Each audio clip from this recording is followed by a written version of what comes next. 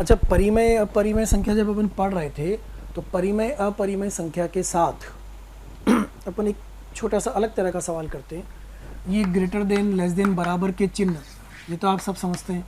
2 1 से बड़ा है, 3 4 से छोटा है, 3 बराबर 3 है, किधर कौन सा चिन्ह लगेगा ये सब समझते हैं, है ना। कौन सा ये ग्रेटर देन का है, ये लेस देन का है, ये इक्वल का है, ये बड़े का, ये छोटे का और ये बराबर का चिन्ह है। अब परिमेय अपरिमेय संख्या में जब अपन ने P/Q में बदलने वाली तरीके को सीखा था तो उस पर आधारित एक प्रश्न लेते हैं अपन।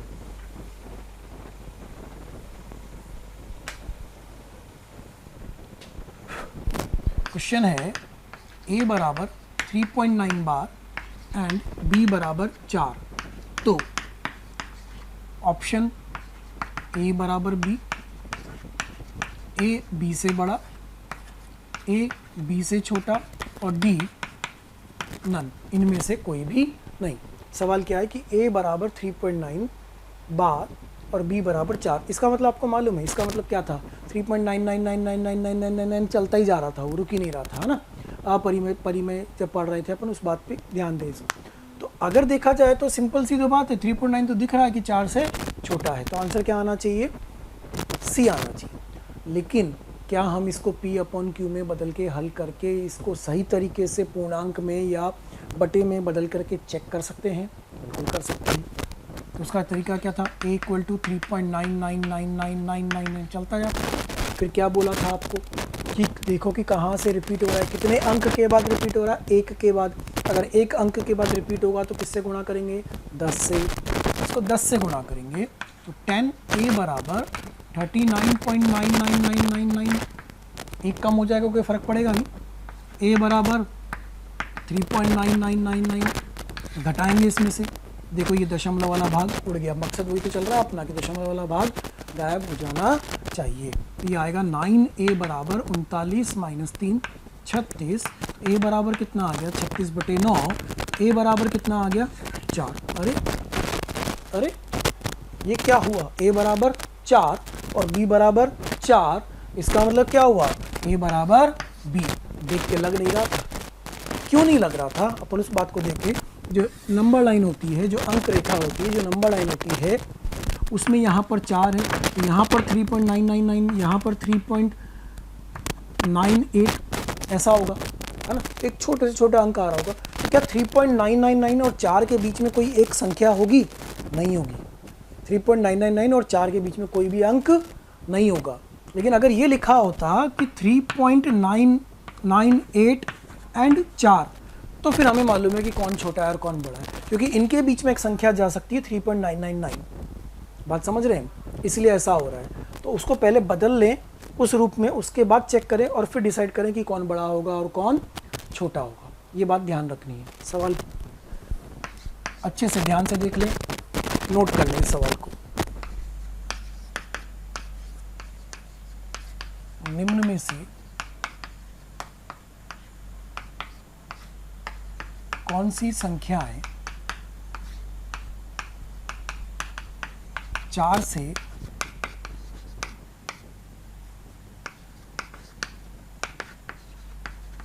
विभाजित हैं? निम्न में से कौन सी संख्याएं 4 से विभाजित हैं?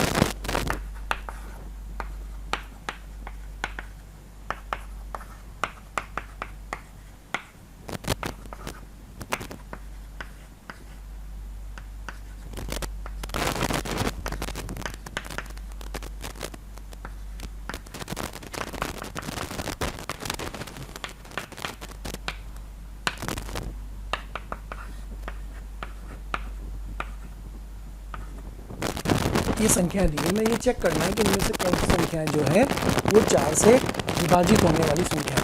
अब कल जो अपन पढ़ रहे थे उस पर बात करें, 4 से विभाजित होने वाली संख्याएं वो थी जिनके अंतिम 2 अंक 4 से विभाजित होते हैं, अर्थात 4 के टेबल में 4 के पहाड़े में आते हों। 4 का पहाड़ा कितना है, 0 4 0 8 12 16 20 24, ऐसा चलता जाएगा, है ना। अपन उसके अनुसार देखेंगे, अंतिम 2 संख्याओं को देखना है अपने को, है ना।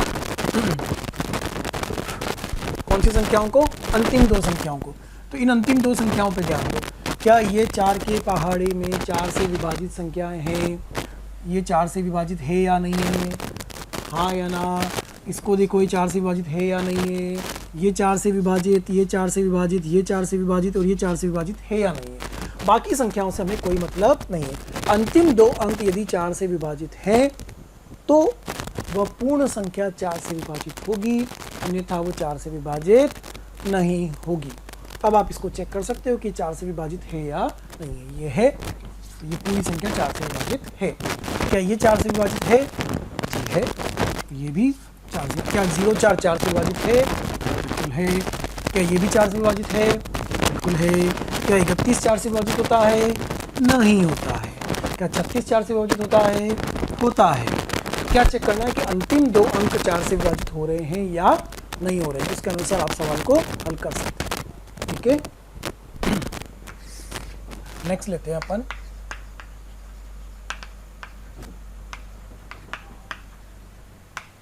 Remainder theorem.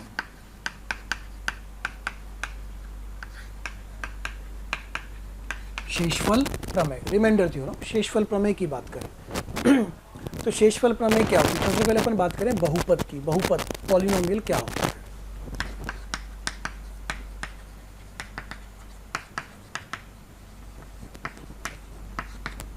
पॉलिनोमियल बहुपद की अगर अपन बात करें तो ये पॉलिनोमियल क्या होता है? कुछ भी लिखा होता है fx बराबर x² माइनस 2x प्लस 1, तो ये 2 घात का एक बहुपद है ना।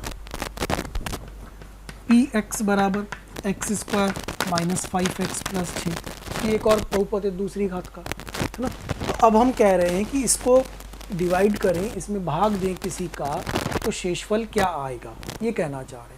तो सबसे पहला इसका जो स्टेटमेंट है वो स्टेटमेंट क्या कहता है कि यदि fx 1 या 1 से अधिक घात का एक बहुपद है, यदि fx 1 या 1 से अधिक घात का एक बहुपद है तथा x माइनस a से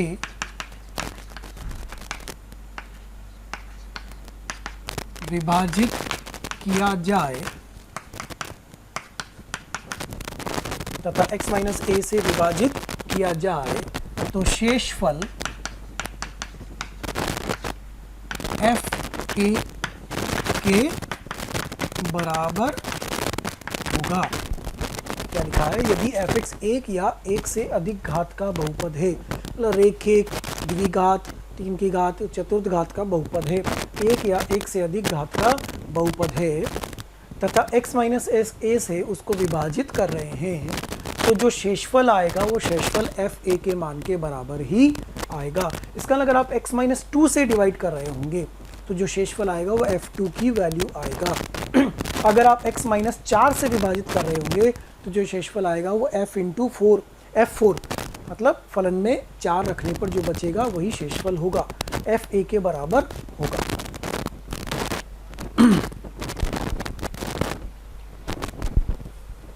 उदाहरण से समझते हैं अपन।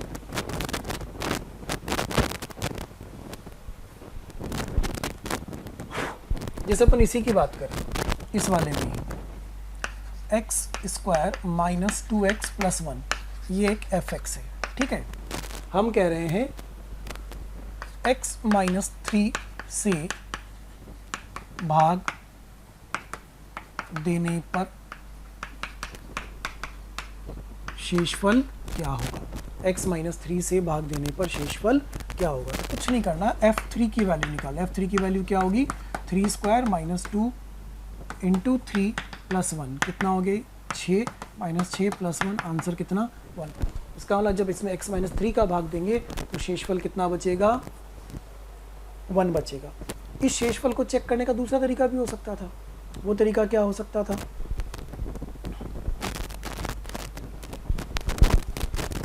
जैसे हम बचपन में भाग देते आ रहे हैं, x² माइनस 2x प्लस 1, यहाँ पर डिवाइड करा किससे? x माइनस 3 से, इधर क्या आता है x, क्या बन जाएगा ये x square minus 3x minus plus, कुछ याद आ रहा है ऐसा करते हैं, ये होगा 3x minus 2x x plus 1, तो यहाँ आएगा प्लस 1 इधर कितना आ जाएगा x माइनस 3 माइनस प्लस कितना बच गया ये 4,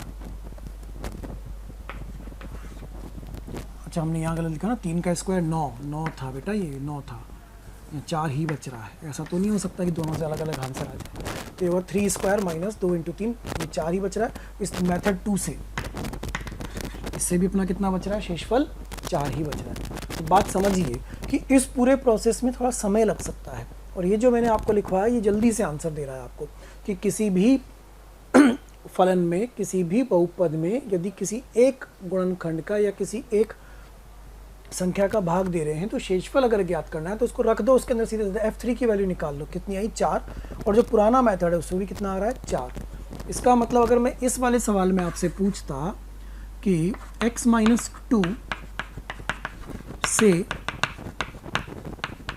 डिवाइड करने पर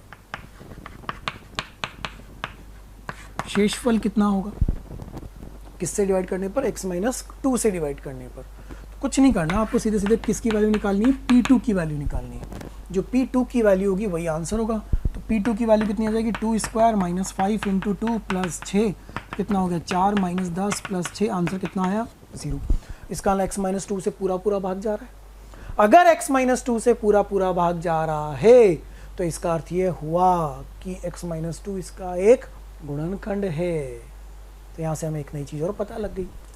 फिर से रिपीट कर रहा हूँ, शेषफल प्रमेय क्या कहती है, किसी एक या एक से अधिक घात के बहुपद में अगर x माइनस a से भाग दिया जाए तो जो शेषफल है उसको ज्ञात करने के लिए आप fa की वैल्यू निकाल लो, तो जो fa की वैल्यू होगी वही शेषफल होगा। हमने इस उदाहरण में x माइनस 3 से भाग दे के देखा, x माइनस 3 से भाग देने पर शेषफल कितना बचता है 4, और अगर f3 की वैल्यू निकालते हैं तो वो भी कितनी आती है 4, तो अर्थात जो हमने लिखा है हमने उसको वेरीफाई भी कर लिया है। अब इसी में मैंने फिर क्या करा, x माइनस 2 का भाग देकर देखा, x माइनस 2 का भाग देने के लिए P2 की वैल्यू निकाल ली, P2 की वैल्यू 0 आई, पूरा पूरा भाग चला गया, शेषफल 0 आया। और इसका अर्थ क्या होता है कि वो इसका एक भाजक है, वो इसका एक डिवीज़र है, वो इसका एक गुणनखंड है, वो इसका एक फैक्टर है। तो अपन इसके बाद वाली बात लिखते हैं फैक्टर थ्योरम। फैक्टर थ्योरम गुणनखंड प्रमेय जो मैं समझा रहा था शब्दों में, उसको अपन लिख लेते हैं पहले।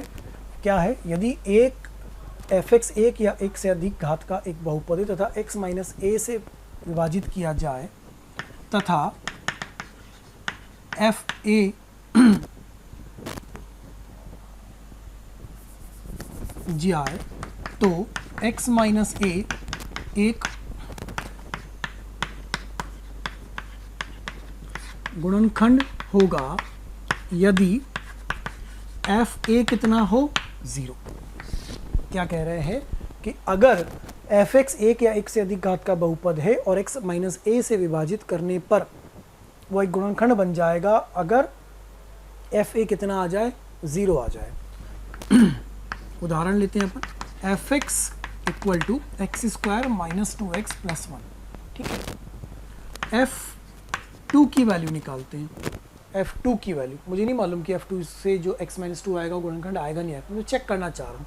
तो f2 की वैल्यू निकाली, ये आया, तो शेषफल कितना आया 1। इसका मतलब x माइनस 2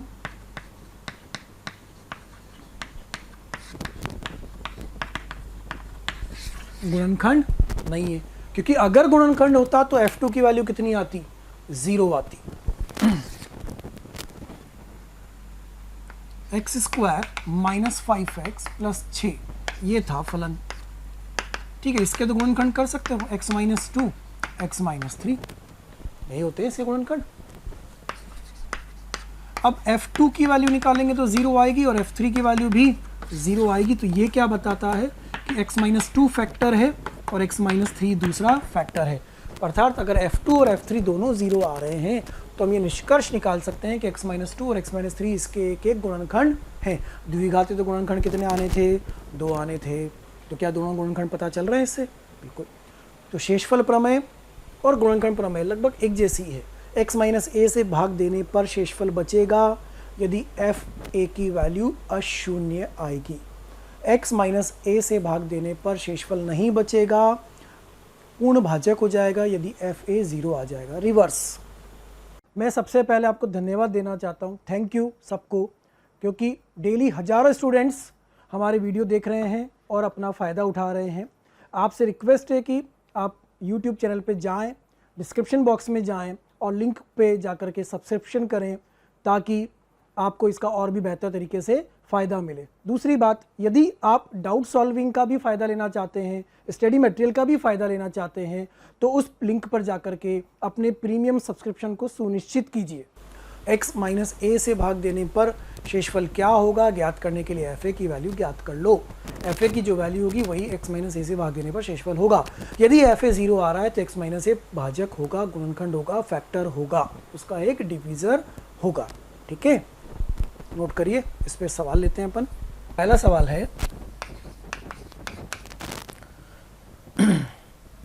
एफ एक्स दिया है, f x equal to x cube minus 3x square plus 4x minus 12। Prove x minus 3 is a factor. ये प्रूव करना है कि x माइनस 3 इसका एक गुणनखंड है। अपन कंसेप्ट के अनुसार चले, है ना। अगर x माइनस 3 इसका एक गुणनखंड है तो जब x माइनस 3 से इसको डिवाइड करेंगे, इसमें भाग देंगे, तो भाग देने पर जो शेषफल आएगा वो कितना आना चाहिए? 0 आना चाहिए। कंसेप्ट तो यही कहता है जो बचपन से पढ़ते हुए आ रहे हैं कि x माइनस 3 यदि उसका एक गुणनखंड होगा, सिद्ध करना है तो भाग दे करके कर सकते हैं। लेकिन अभी हमने शॉर्ट मेथड भी सीखा। यदि x माइनस 3 गुणनखंड है तो f3 x की जगह 3 रखने पर जो f3 है उसका मान कितना आना चाहिए? 0, अर्थात शेषफल कितना आना चाहिए? 0। तो सिद्ध करने के लिए सीधा सीधा क्या करेंगे? f3 फाइंड कर लेंगे। यदि f3 0 आया तो x माइनस 3 गुणनखंड है, f3 0 नहीं आया तो x माइनस 3 गुणनखंड नहीं है। तो f3 की वैल्यू निकालते हैं। 3 का whole cube minus 3 whole square plus 4 3 minus 12 27 27 plus 12 12 0। तो f3 क्या आ गया? 0। देयरफॉर x माइनस 3 एक गुणनखंड है। सिंपल सवाल। एक और सवाल लेते हैं, क्वेश्चन नंबर 2।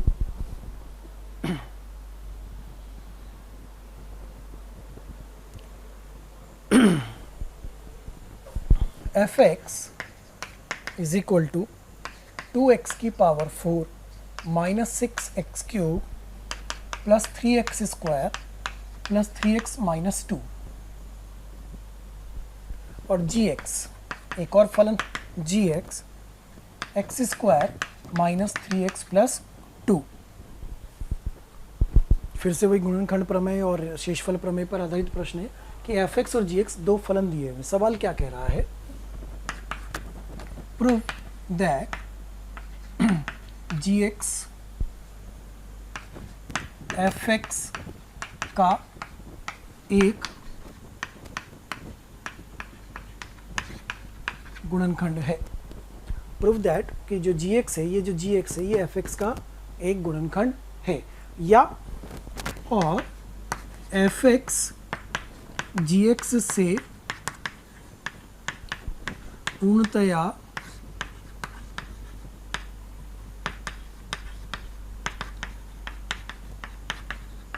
विभाजित होता है।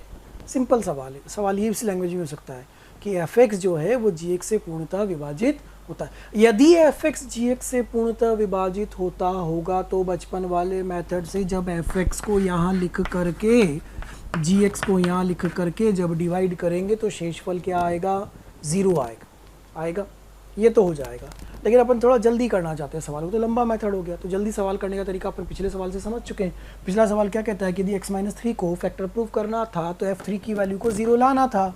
इसका मतलब इसमें से मान निकाल लें अपन और वो मान इसमें रख के देख ले। यदि वो मान इसको पूर्ण संतुष्ट करेंगे तो वो गुणनखंड बनेगा, अन्यथा गुणनखंड नहीं बनेगा। तो gx के गुणनखंड करते हैं पहले। तो gx के तो गुणनखंड कर सकते हैं भाई। तो जी एक्स इक्वल टू है x square minus 3x plus 2। तो जी एक्स के गुणनखंड क्या हो रहे हैं, x square minus x minus 2x plus 2 और x माइनस 1।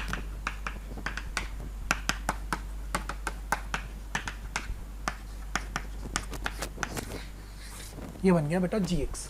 अब ये जो जी एक्स है ये हमने सिंपल फॉर्म में साधारण रूप में बदल लिया। अब इससे हमें गुणनखंड मिल जाएंगे। तो एफ एक्स 2x की power 4 minus 6x cube plus 3x square plus 3x minus 2 check करना है। सबसे पहले क्या चेक कर लें, f1 को चेक कर लेते हैं और फिर किसको चेक कर लेते हैं, f2 को चेक कर लेते हैं। यदि f1 0 आया तो x माइनस 1 एक गुणनखंड होगा, f2 भी 0 आया तो x माइनस 2 भी गुणनखंड होगा।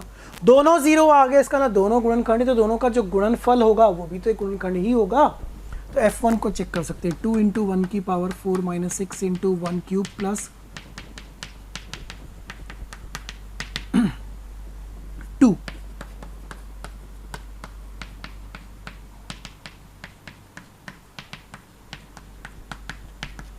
ये वैल्यू कैलकुलेट कर लेते हैं अपन। तो कितना हो गया भाई, 2 minus 6 minus 4 plus 3 minus 1 plus 3 2 minus 2 0। इसको भी हल करते हैं, 2 की घात 4 16 दूनी 32। ये कितना हुआ, 8 और 6 48। 32 माइनस 48 माइनस 16, ये हुआ 4 3 12 माइनस 16 माइनस 4 प्लस 6 2 माइनस 2 0। तो f1 की वैल्यू 0, f2 की value 0, therefore x minus 1 into x minus 2 एक गुणनखंड है।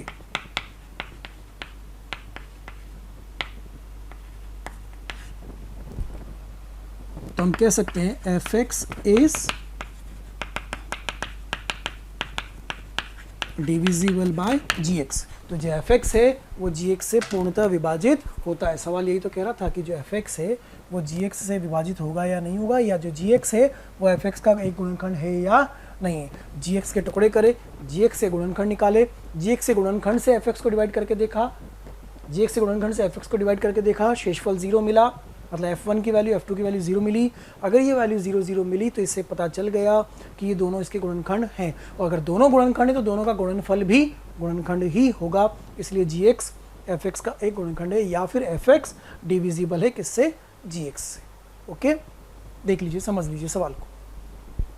अगला सवाल भी देखते हैं एक और, क्वेश्चन नंबर 3। एक बहुपद px के x cube plus 3x square minus 3। दूसरा QX बराबर 2x cube minus 5x plus k। जब Px एंड QX को x माइनस 4 से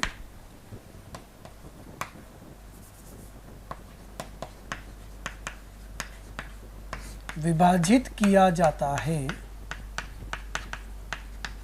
तो शेषफल समान आता है।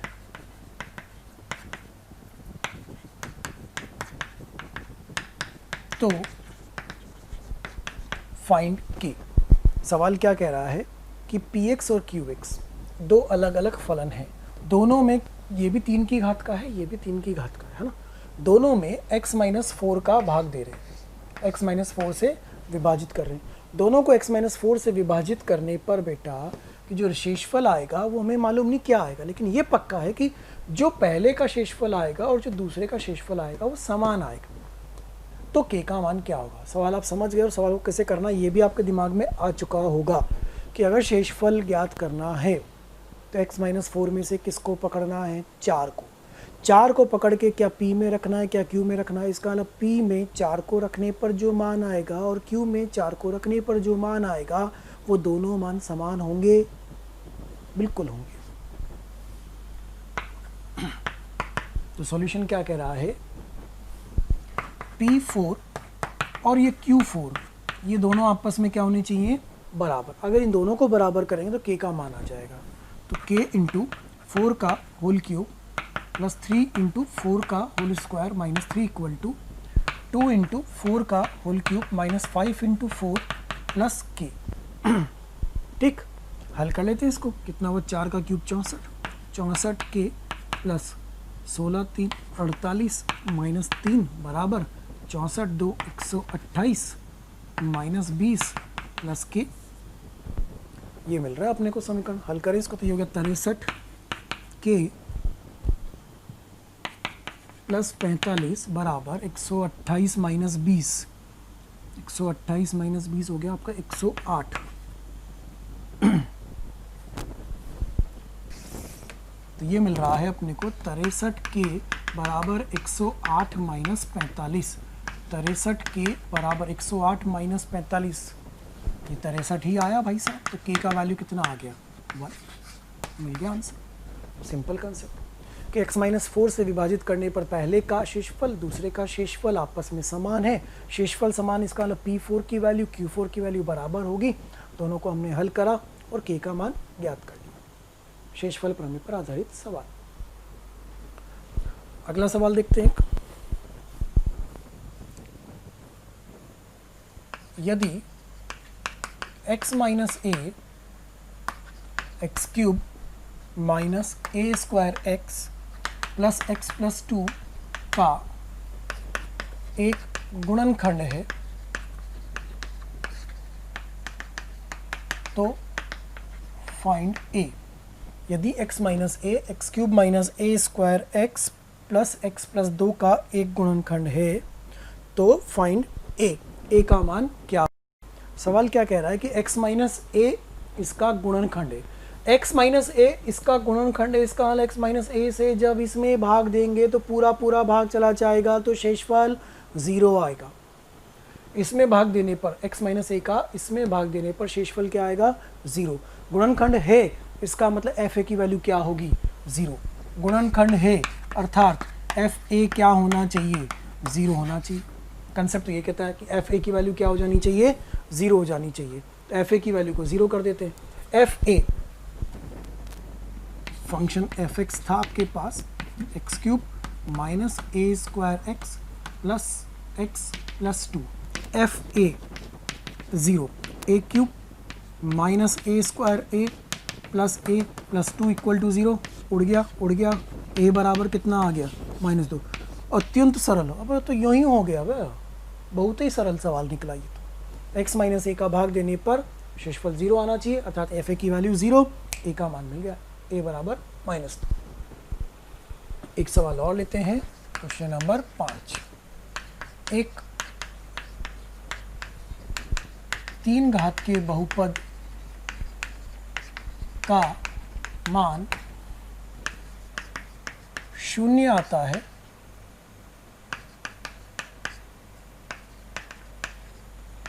जब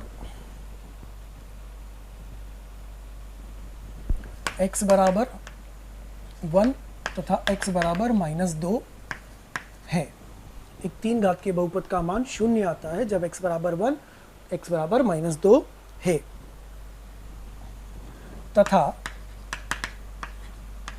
मान क्रमशः 4 तथा 28 आता है जब x बराबर -1 तथा x बराबर 2 है। तो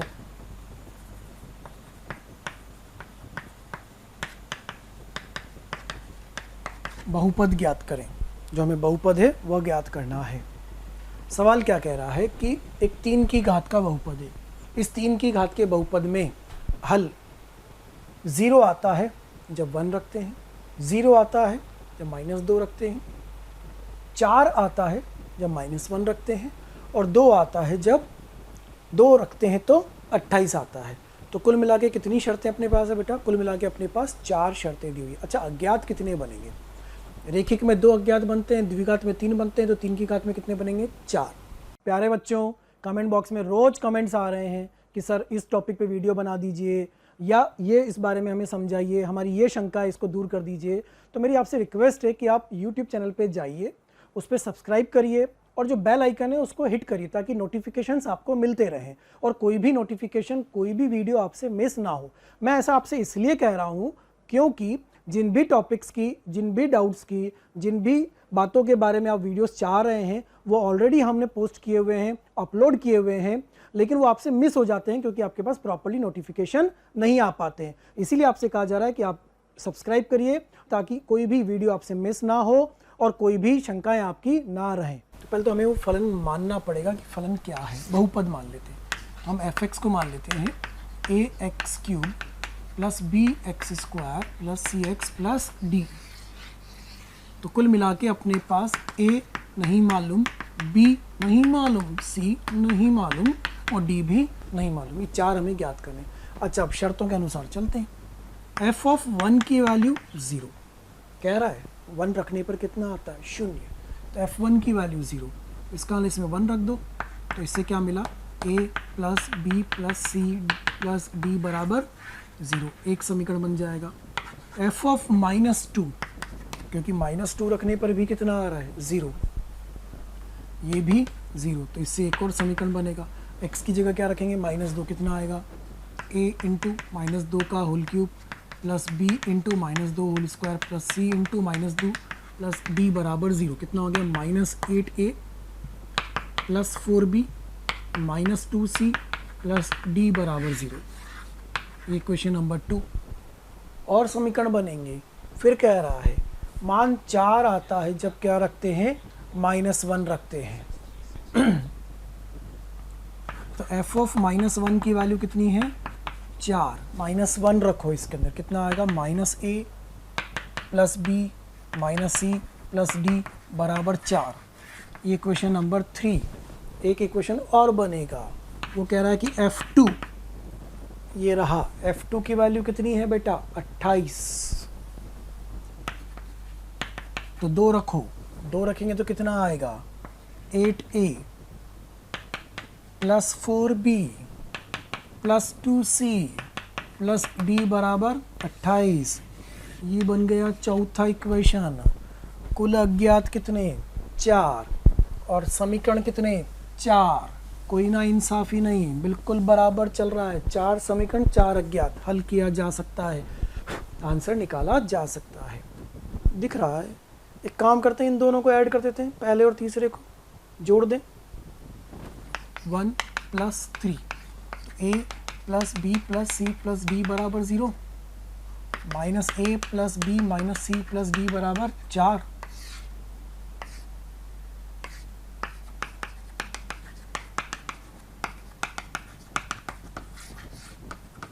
b प्लस डी बराबर 2 मिल गया। एक तो ये खेल हो गया। यहाँ से एक खेल और खेल लेते हैं, 2 को और 4 को जोड़ते हैं, 2 प्लस 4, इनको भी जोड़ देते हैं। तो -8a plus 4b minus 2c plus d बराबर 0। 8a plus 4b plus 2c plus d बराबर 28।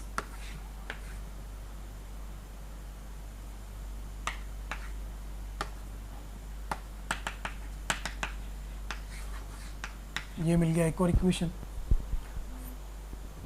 8b प्लस 2d बराबर 28 या 4b प्लस d बराबर 14। ये आ गया आंसर। अब इससे इसका मान इधर रखो, b का मान ज्ञात कर लो। तो यहाँ से d की वैल्यू मिल रही है 2 माइनस b, उठा के इसमें रखा, 4b प्लस d की जगह रखेंगे हम 2 माइनस b बराबर 14, 3b बराबर 16, 12, b बराबर 4। तो d मिल जाएगा, b बराबर 4, b बराबर 4 रखोगे उधर जाएगा तो -4, तो d बराबर -2। ये आ गया, b और d आ गए। b और d के बाद आप a और c भी निकाल सकते हैं, a और c को भी हल कर लो। तो आप इस तरीके से ए का, बी का, सी का, डी का चारों का मान निकाल सकते हो बेटा, सारे हल हो जाएंगे आपसे। रख दो इसके अंदर, कहीं पे भी रख देते हैं, कोई से भी दो समीकरण में रख देते हैं। पहले में रख देते हैं,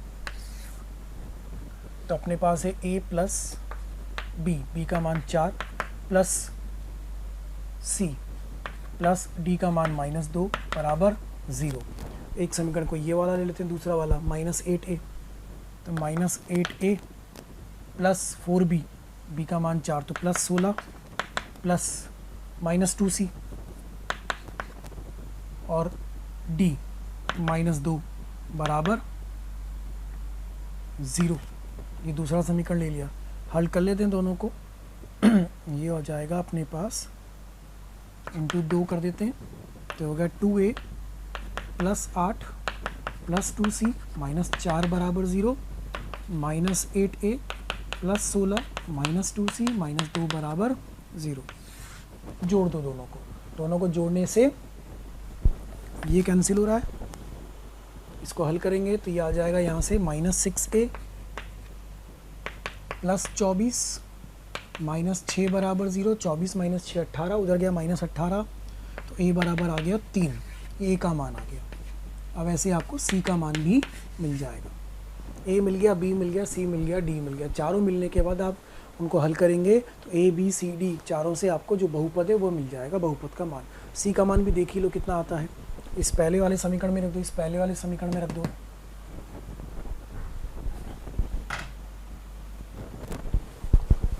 पहले वाले समीकरण था a plus B plus c plus d बराबर 0, उसमें a का मान 3 रखा, b का मान 4 रखा, d का मान -2 रखा, तो c बराबर आ गया 7 - 2 -5, ये c आ गया -5। तो b का मान, d का मान, c का मान और a का मान, फलन क्या बन गया, ये बन गया 3x3, b का मान 4 था, 4x², c का मान -5 है, -5x -2।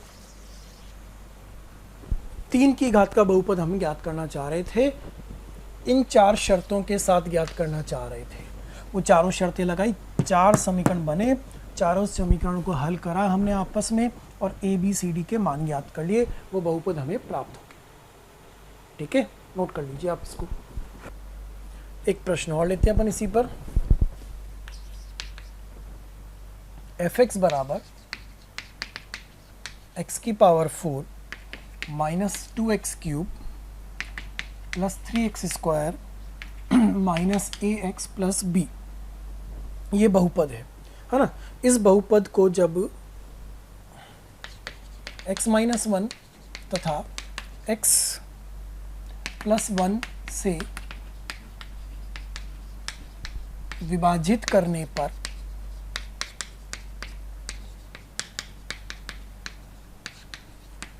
शेषफल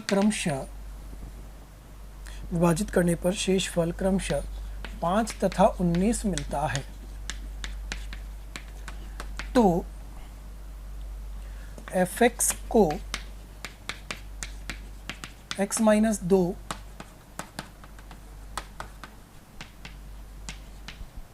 से विभाजित करने पर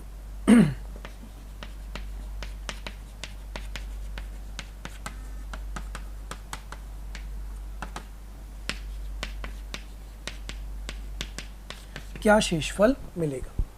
आप ट्राई कर सकते हैं इस सवाल को।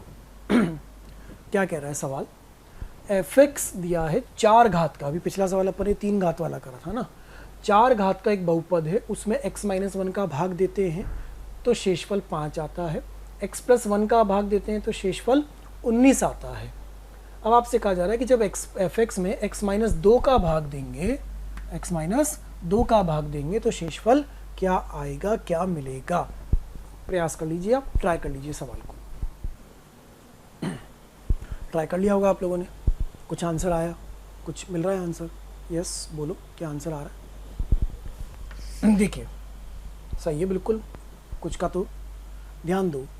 x-1 से भाग देने पर क्या आता है, 5, तो x-1 से भाग देने पर 5 आ रहा है, इसका मतलब f1 की वैल्यू क्या होगी, 5। तो सबसे पहले f1 कितना आएगा, 5।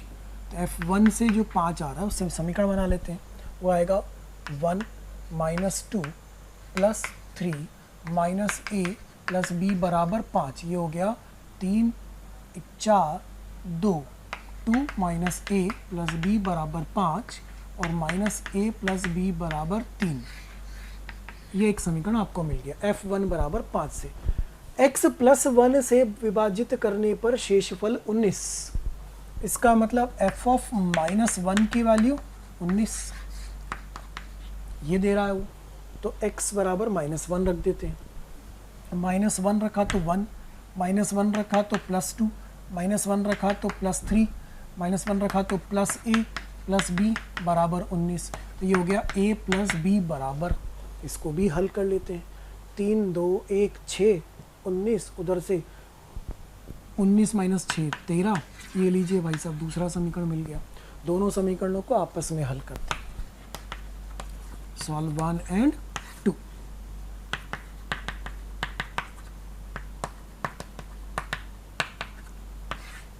जोड़ा 2b बराबर 16, तो b बराबर कितना आ गया 8, b का मान 8, b का मान 8, उधर गया तो कितना हो जाएगा 3 माइनस 8 माइनस 5, तो a बराबर कितना हो गया 5। 8 और 5 13, 8 और 5 13, माइनस 5 प्लस 8 बिल्कुल बराबर मिल रहा है। a और b के मान आ गए। जब a और b के मान आ गए तो हमें यहाँ से fx मिल जाएगा। a और b के मान से हमें क्या मिल जाएगा fx। अब जो fx है वो fx क्या मिल गया आपको, x की घात 4 minus 2x cube plus 3x square, a की जगह क्या रखना है आपको 5, तो माइनस 5x, b की जगह रखना है आपको 8 प्लस 8, ये आ गया fx, ये बन गया fx। ठीक है, ये बन गया फलन। a और b जो अज्ञात थे वो a और b के मान आ चुके हैं, ये मिल गए a और b के मान। अब क्या पूछा है कि x माइनस 2 से भाग देने पर क्या शेषफल आएगा, क्या तरीका होगा f2। अरे हाँ या ना f2, तो f2 की वैल्यू निकाल लो। f2 की वैल्यू 2 की घात 4 माइनस 2 इंटू 2 की घात 3 प्लस 3 इंटू 2 का whole square minus 5 into 2 plus 8, कितना हुआ भाई साहब 2 की घात 4 16, 2 की घात 4 16, 2 की घात 2 4 12 minus 10 plus 8, tiding tiding 2, answer 10, 10 answer क्या आ गया 10। f2 की वैल्यू 10, f2 की वैल्यू 10, इसका मतलब x माइनस 2 से भाग देने पर शेषफल कितना 10, आंसर क्या हो गया 10। नोट कर लीजिए आप इस सवाल को। एक सवाल और लेते हैं शेषफल प्रमेय पे, लगभग आपको कंसेप्ट क्लियर हो जाए, इसलिए छोटे छोटे सवाल हर तरह के लिए शेषफल प्रमेय गुणनफल प्रमेय पर आधारित प्रश्न चल रहे हैं। ठीक है, यदि 4x की power 4 minus a minus 1 x cube plus A x square minus 6x plus 1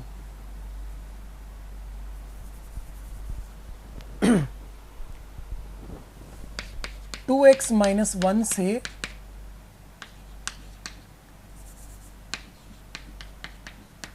पूर्णतया विभाजित होता है,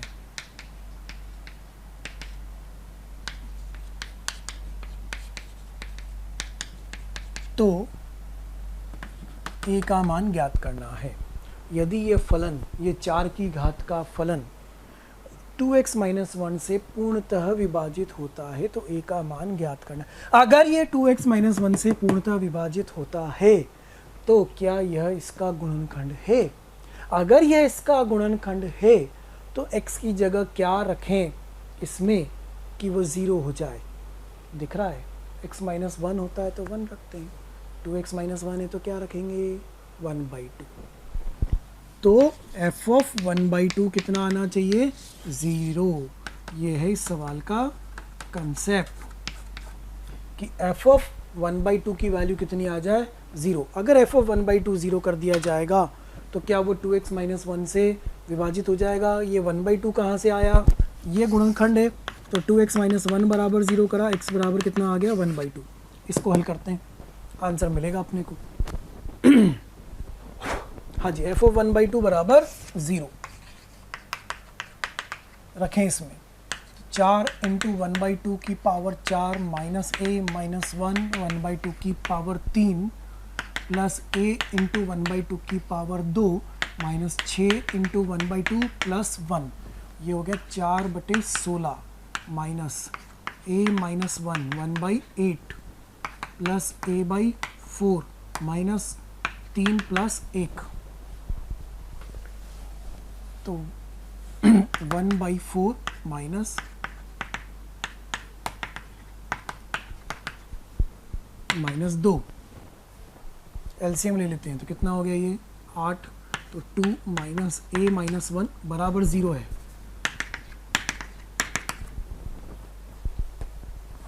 यदि आप हमारे वीडियोस को देख रहे हैं और आपको वो पसंद आ रहे हैं तो मेरी आपसे रिक्वेस्ट है कि आप उनको लाइक करें, सब्सक्राइब करें, शेयर करें, ताकि वो और भी ज़रूरतमंद विद्यार्थियों तक पहुंच सके और उसका लाभ वो उठा सकें।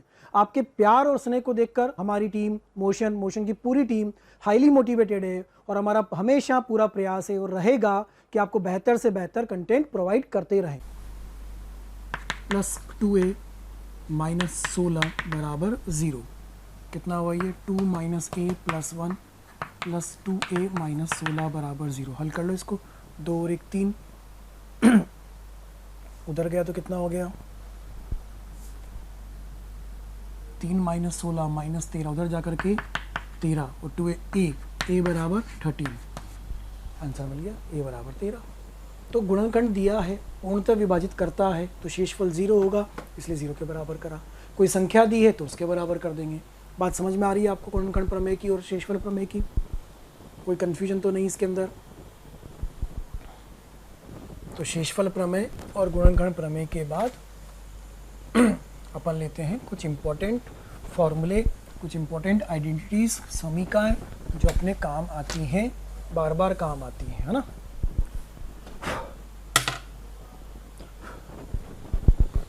नोट करते चलिएगा आप इनको।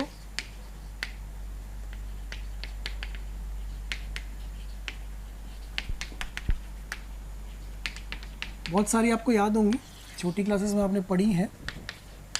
a प्लस बी का होल स्क्वायर,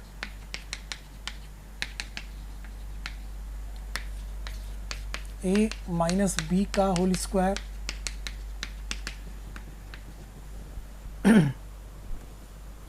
इसको आप a माइनस बी का होल स्क्वायर प्लस 4ab लिख सकते हो। इसको आप a प्लस बी का होल स्क्वायर माइनस 4ab लिख सकते हो। ये तो सबको याद है, a plus B into A minus B, A square minus B square, A plus B into A minus B, A plus B का whole cube,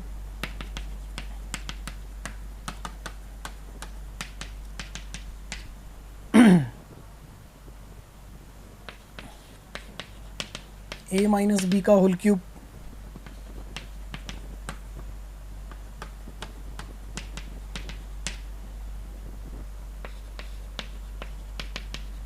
A cube plus B cube,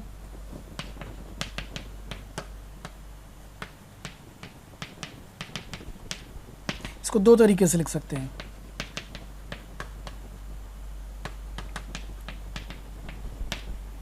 A plus B का whole cube minus 3ab into A plus B, या A plus B into एक द्विघात वाला गुणनखंड, एक रेखिक वाला गुणनखंड। ये वाला ज़्यादा प्रयोग करते हैं छोटी क्लासेस के अंदर। इसी प्रकार से A cube minus B cube, A minus B का whole cube plus 3ab into ए माइनस बी, या फिर A minus B into A square plus B square plus A B.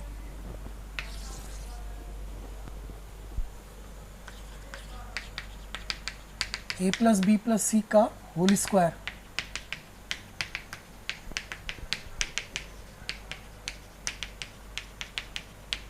ये वाला भी याद है आपको सबको, A square plus B square plus C square plus 2ab plus 2bc plus 2ac। इसी को लिख सकते हैं A square plus B square plus C square plus 2abc 1/c 1/a 1/b। इसमें से abc कॉमन निकाल लिया, अगर इसमें से abc कॉमन निकाल लिया तो ये आ गया 2abc है यहाँ पर, सॉरी 2abc, और यहाँ बचेगा 1/c 1/a 1/b, ऐसा भी लिख सकते हैं इसको। इंपॉर्टेंट रिजल्ट एक A square plus B square plus C square minus A B minus B C minus A C बराबर 1/2 a माइनस बी का whole square, b minus C का whole square, c minus a का whole square. ये कई जगह काम आ जाता है।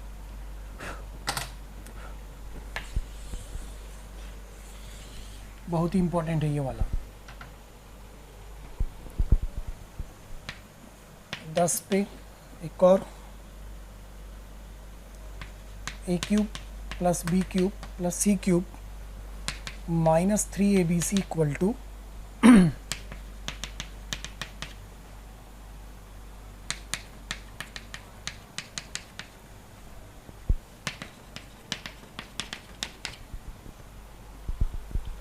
इसको लिख सकते हैं 1/2, इसी रूप में बदल सकते हैं इसको, a प्लस बी प्लस सी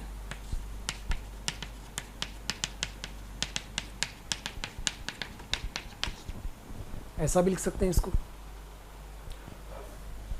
इसी में इस फैक्टर में अगर a plus B plus C का मान 0 हो जाए, अगर इसका मान 0 होगा तो पूरा 0 हो जाएगा। तो यहाँ पे एक नोट लिख सकते हैं, if a plus B plus c equal to 0 then a cube plus B cube plus c cube equal to 3abc। a cube plus B cube plus c cube का मान कितना आ जाएगा? 3abc आ जाएगा।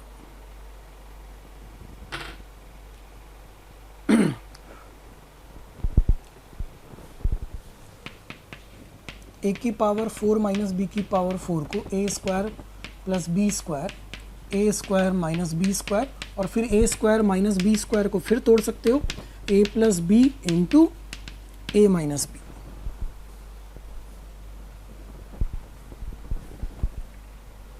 कुछ 2-3 और जरूरी वाले।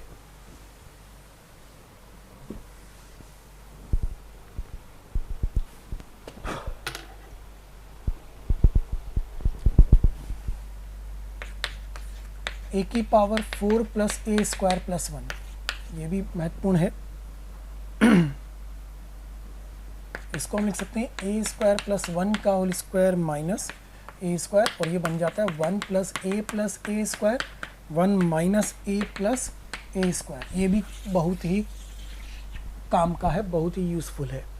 आपको ऐसा मिल रहा है सपोज एक्स की पावर 4x स्क्वायर प्लस 1, तो आप इसको लिख सकते हैं 1 plus x square 1 minus x plus x square. इस तरह से इसको तोड़ सकते हैं, इस वाले गुणनखंड को। पहला सवाल, इफ x प्लस 1/x का whole square is equal to 3 then find x cube plus 1/x cube. x plus 1/x का होल स्क्वायर है, उसकी वैल्यू 3 है, तो 1x cube plus 1/x cube की वैल्यू फाइंड करनी है। ट्राई करके देखिए आप इस सवाल को।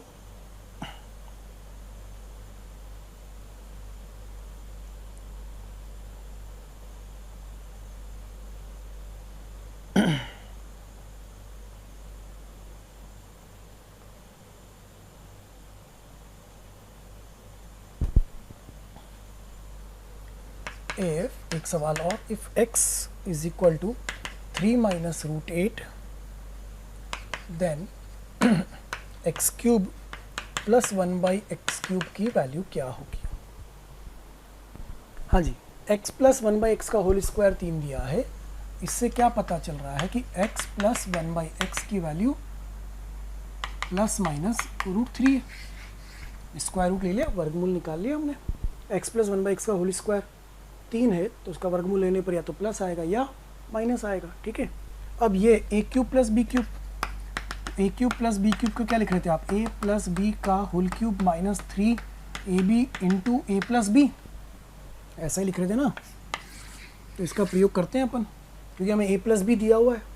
तो ये बनेगा x cube plus 1/x cube is equal to x plus 1/x का whole cube minus 3x into 1/x into x plus 1/x।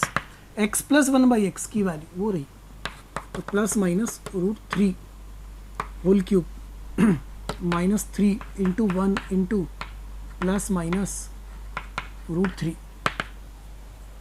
तो एक बार प्लस और एक बार माइनस, दोनों लेके चेक कर लेते हैं। जब हल करेंगे तो ये आएगा √3 का होल क्यूब, तो ये आएगा plus minus 3√3 minus 3 into minus से गुणा होगा तो ये माइनस प्लस हो जाएगा। ये समझ रहे हो मैंने क्या लिखा? माइनस से गुणा होके प्लस वाला बन गया माइनस, माइनस से गुणा होके माइनस वाला बन गया प्लस। तो क्या मिला इससे आपको? 2 मिले।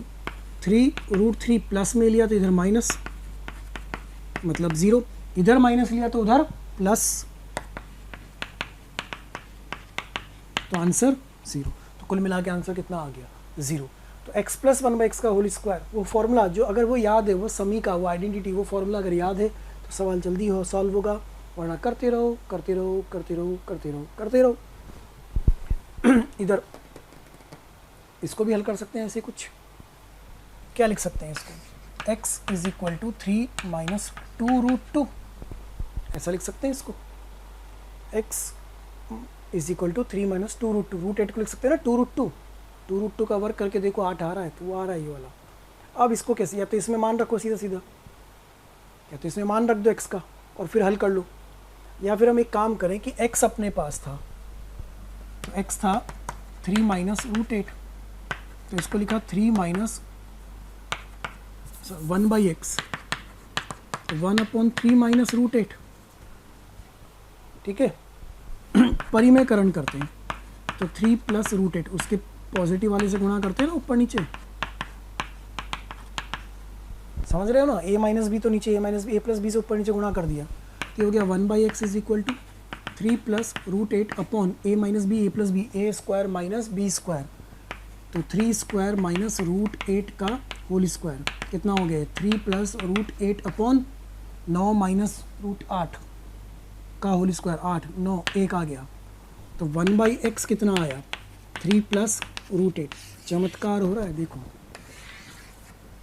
या तो हम इधर ऐसा लिख लें, फिर उसका क्यूब व्यूब हल कर लें, या x प्लस 2√2 का होल क्यूब कर लें, या x का मान पूरा पूरा इसमें रख दे हल कर लें, हो जाएगा। लेकिन मेथड लंबा जा रहा है। हम क्या कर रहे हैं? परिमेयकरण से पहले उसको आसान बना रहे हैं। इसके 1/x की वैल्यू निकालने के लिए इसका परिमेयकरण करा तो पता चला कि 1/x इसका संयुग्मी है। तो ये क्या बताना चाह रहा है? x की वैल्यू 3 माइनस √8 एंड 1/x की वैल्यू 3 प्लस √8, तो इसका मतलब x प्लस 1/x की वैल्यू,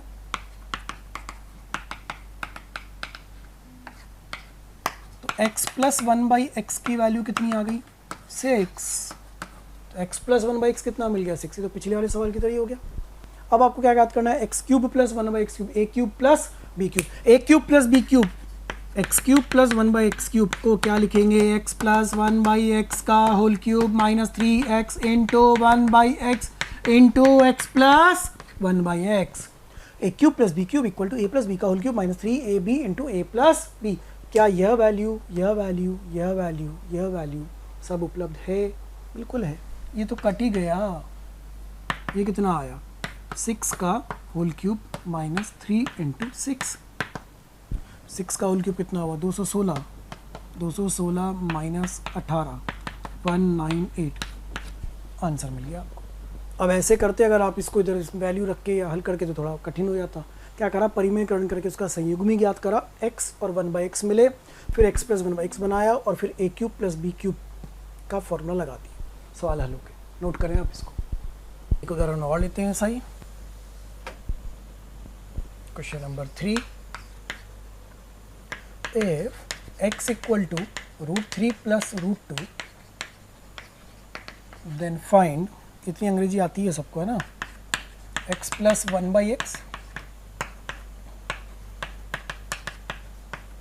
देखो कठिन वाले मैंने बता दिया, आसान वाला आपको दे दिया मैंने। x की वैल्यू √3 प्लस √2 है, तो x प्लस 1/x की वैल्यू और x square plus 1/x square की वैल्यू। सिंपल सवाल।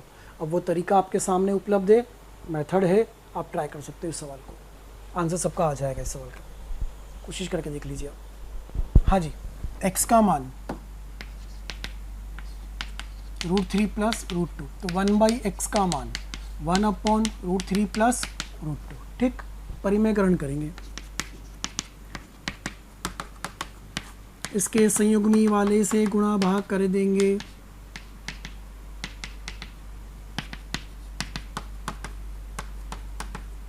ए plus B into A minus B, A square minus B square. तो x की वैल्यू √3 प्लस √2 और 1/x की वैल्यू √3 माइनस √2। x की वैल्यू √3 प्लस √2 और 1/x की value √3 minus √2। x plus 1/x की value √3 plus √2 plus √3 minus answer 2√3। पहले का आंसर आ गया 2√3। X square plus 1/x square को क्या हम x प्लस 1/x का होल स्क्वायर माइनस 2ab की फॉर्म में 2x इंटू 1/x लिख सकते हैं। A square plus B square equal to A plus B का होल स्क्वायर माइनस 2ab। ये गया, उड़ गया। इसका x प्लस 1/x की वैल्यू कितनी थी? ये रही 2√3 का होल स्क्वायर माइनस 2√3 का होल स्क्वायर कर सकते हो क्या? 2 का स्क्वायर 4, 3 12 माइनस 2, आंसर 10। अति सरल, अति उत्तम। नोट कर लीजिए। जो वीडियोस आप देख रहे हैं, जो वीडियोस हम आपको पढ़ा रहे हैं, यदि आप वीडियो वो चाहते हैं और भी मटेरियल चाहते हैं, स्टडी मटेरियल चाहते हैं, तो आप एक नंबर नोट कर लीजिए और उस नंबर पर कॉल कीजिए। नंबर है 1821 21 799 अर्थात 1800 2121 799। Thank you.